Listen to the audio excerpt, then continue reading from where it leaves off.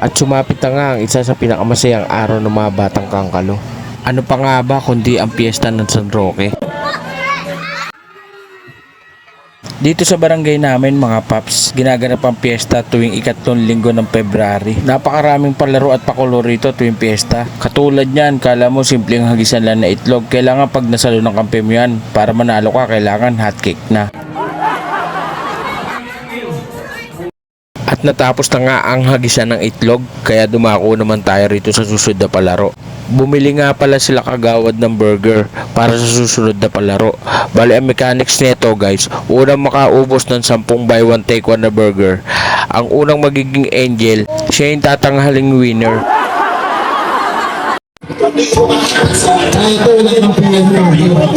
Palakasan no.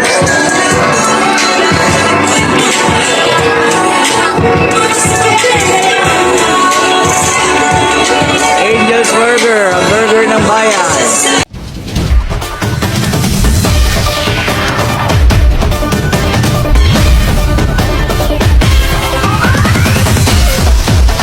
At dahil busog na sila, ito naman ang susunod natin palaro. Iinom sila ng soft drinks gamit ang mahabang straw. Ang unang kabagin siya ang mag-uuwi ng tropeyo. Nakita nyo naman, hindi basta-basta ang mga kalahok. Baka Michael yarn.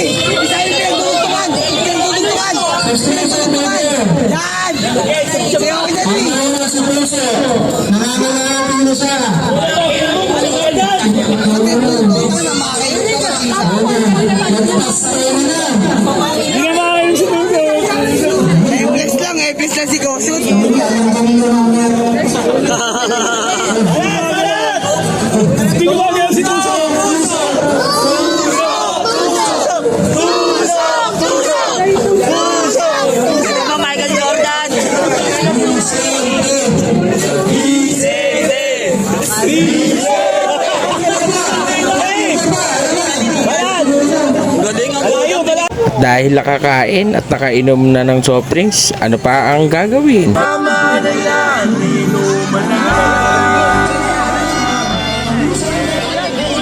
Nandito na nga pala tayo sa exciting part. Etong palaro na to ang pinakamadaling manalo. Ang mechanics nga pala nito, ang unang magmamaoy siya ang mananalo. Siya ang makakatanggap ng papremyong 2 days and 3 nights. Kaso hindi city tour, city jail. At free transfer na rin siya ng ban. Joke lang po.